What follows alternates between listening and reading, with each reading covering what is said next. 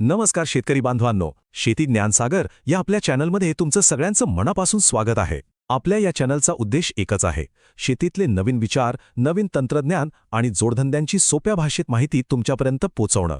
आता बघा, शेतीमध्ये कष्ट तर आपण भरपूर करतो, पण उत्पन्न ते नेहमीच बेभरोशाचं असतं, नाही का? मग अशा वेळी शेतीला जर एका चांगल्या जोडधंद्यांची साथ मिळाली तर आज आपण अशाच एका व्यवसायाबद्दल बोलणार आहोत, तो म्हणजे कुक्कुटपालन.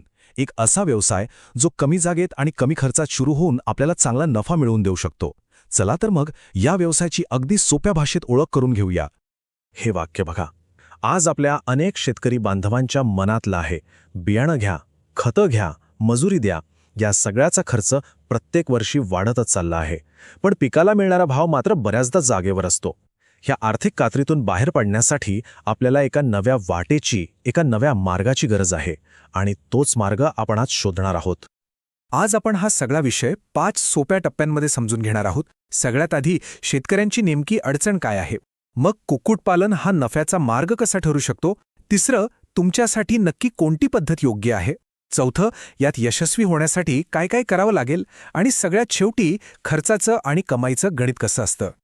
चला मग सुरुवात करूया आपल्या पहिल्या मुद्द्यापासून. आज आपल्या शेतकरी बांधवांसमोर सगळ्यात मोठी अडचण कोणती आहे? ती म्हणजे वाढता खर्च आणि त्या मानाने कमी होणारं उत्पन्न. हे अगदी खरं आहे. शेतीसाठी लागणाऱ्या प्रत्येक गोष्टीचे भाव अक्षरशः गगनाला भिडले आहेत. पण आपल्या मालाला, आपल्या पिकाला मिळणारा भाव मात्र त्या प्रमाणात वाढत नाही. मग होतं काय की एवढे कष्ट करून, घाम गाळून हातातोंडाशी आलेला घाससुद्धा कधीकधी तोट्यात जातो.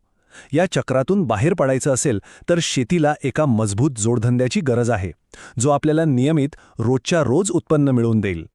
आणि याच गरजेतून एक खूप चांगला पर्याय आपल्या समोर येतो, तो म्हणजे कुक्कुटपालन. हा एक असा व्यवसाय आहे जो शेतकऱ्याची आर्थिक अडचण दूर करण्यासाठी खूप मोठी मदत करू शकतो.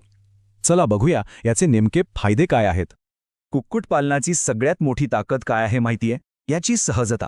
विचार करा, यासाठी तुम्हाला वेगळी जमीन विकत घ्यायची गरज नाही. आपल्या घराच्या मागची जी मोकळी जागा असते ना, ती सुद्धा पुरेशी आहे. सुरुवातीचा खर्च खूप कमी असतो आणि अंडी किंवा चिकन याला तर बाजारात वर्षभर मागणी असतेच. म्हणजे रोजच्या रोज कमाईची संधी आहे. आणि सगळ्यात महत्त्वाचं, घरातले सगळेजण मिळून हे काम सांभाळू शकतात. त्यामुळे बाहेरच्या मजुरांची गरजच भासत नाही. आता काही जणांना वाटेल की सुरुवात कशी करायची? एकदम मोठं फार्म टाकायचं का? तर अजिबात नाही. जे शेतकरी अगदी लहान प्रमाणात सुरुवात करू इच्छितात त्यांच्यासाठी बॅकयार्ड पोल्ट्री म्हणजेच आपलं घरगुती कुक्कुटपालन हा एक उत्तम पर्याय आहे. म्हणजे काय तर आपल्या घराच्या अंगणात किंवा परसबागेत 20-25 कोंबड्या पाळायच्या. ह्यासाठी वेगळा खर्च करायची गरज नाही. आपल्या घरातला भाजीपाल्याचा कचरा, शिल्लक राहिलेलं अन्न यावर या कोंबड्या आरामात जगतात. आणि त्या बदल्यात आपल्याला पौष्टिक आणि बाजारात महाग विकली जाणारी देशी अंडी देतात. बरं, आता समजा आपण ठरवलं की कुक्कुटपालन करायचं. छान. पण पुढचा महत्त्वाचा प्रश्न येतो की नक्की कोणतं करायचं? म्हणजे फक्त अंडी विकायची आहेत, की चिकन विकायचे आहे, की मग देशी कोंबड्या पाळायच्या आहेत? या तिन्हीमध्ये काय फरक आहे हे आपण आधी समजून घेऊया. हे बघा, इथे 3 पर्याय आहेत. पहिला आहे लेयर फार्मिंग. लेयर म्हणजे फक्त अंडी देण्यासाठी पाळलेली कोंबडी. यातून तुम्हाला रोजचा रोज उत्पन्न मिळतं, पण नफा दिसायला थोडा वेळ लागतो. दुसरा पर्याय आहे ब्रॉयलर फार्मिंग, म्हणजे फक्त मांस विकण्यासाठी कोंबड्या वाढवणे. यात काय होतं की फक्त 35 ते 40 दिवसात तुमचे पैसे हातात येतात. त्यामुळे गुंतवणुकीवर परतावा लवकर मिळतो. आणि तिसरा पर्याय आहे देशी कोंबडी, जसे की कडकनाथ किंवा असील. यांची अंडी आणि मांस दोन्ही बाजारात खूप महाग विकलं जातं. यात वेळ थोडा जास्त लागतो, पण नफाही मोठा असतो. आता तुमचं ध्येय काय आहे? रोजचा खर्च भागवायचा, लवकर पैसे कमवायचे की मोठा नफा मिळवायचा, यावर तुमची निवड अवलंबून आहे. चला, आता आपण पद्धत तर निवडली, पण हा व्यवसाय यशस्वी करण्यासाठी काही गोष्टींची काळजी घेणं खूप खूप महत्त्वाचं आहे. त्या कोणत्या गोष्टी आहेत ते आता आपण पाहूया. सगळ्यात पहिली आणि सर्वात महत्त्वाची पायरी म्हणजे चांगल्या दर्जाची निरोगी पिल्लं निवडणं. एक गोष्ट पक्की लक्षात ठेवा, सुरुवातच जर चुकीची झाली तर पुढे सगळंच चुकतं. पिल्लं घेताना ती नेहमी सरकारी केंद्रांमधून किंवा ज्या फार्मची नोंदणी झालेली आहे अशा विश्वासार्ह ठिकाणाहूनच घ्या. कारण अशी पिल्लं लसीकरण केलेली असतात, त्यांची वाढ चांगली होते आणि ती रोगांना कमी बळी पडतात. स्वस्तात मिळतात म्हणून कुठूनही पिल्लं आणली तर पुढे जाऊन मोठं नुकसान होऊ शकतं. पिल्लं घरी आणल्यावर फक्त 4 गोष्टींची काळजी घ्यायची आहे. अगदी सोप्पं आहे. 1. त्यांची जागा नेहमी स्वच्छ आणि हवेशीर असावी. 2. त्यांच्या खाद्यामध्ये मका, गहू आणि सोयाबीनचं योग्य मिश्रण असावं. 3. त्यांना पिण्यासाठी नेहमी ताजं स्वच्छ पाणी ठेवावं. आणि 4 सर्वात महत्त्वाचं, लसीकरण. डॉक्टरांच्या सल्ल्याने लसीकरण जर वेळेवर झालं ना तर तुमची अर्धी चिंता तिथेच मिटते. लसीकरण म्हणजे कोंबड्यांचं आयुष्य वाचवणं. हे एक उदाहरण बघा.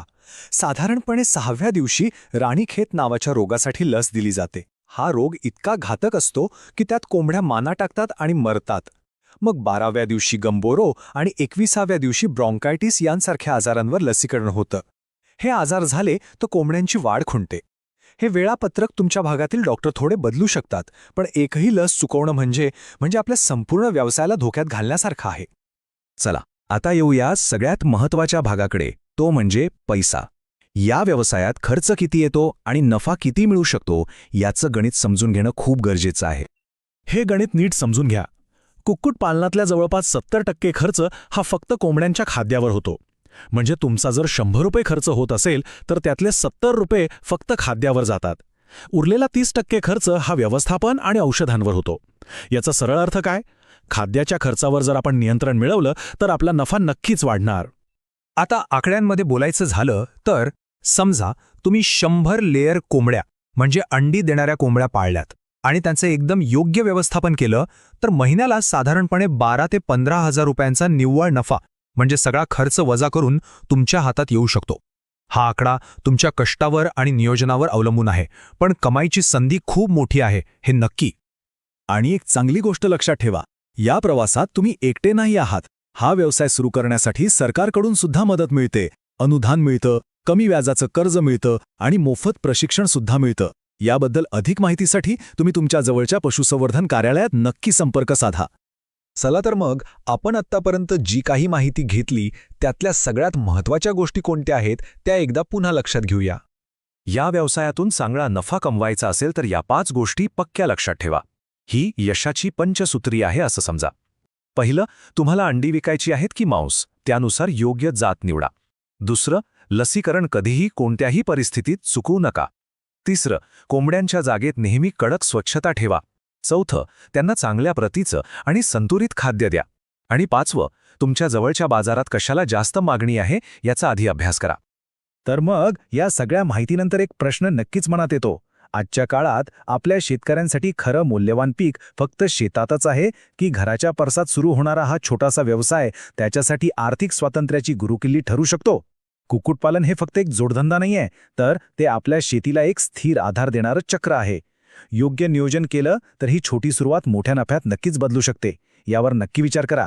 आणि हो, जर तुम्हाला ही माहिती आवडली असेल तर शेती ज्ञानसागर चॅनलला लाईक, शेअर आणि सबस्क्राईब करायला विसरू नका. भेटूया पुढच्या भागात नवीन माहितीसोबत.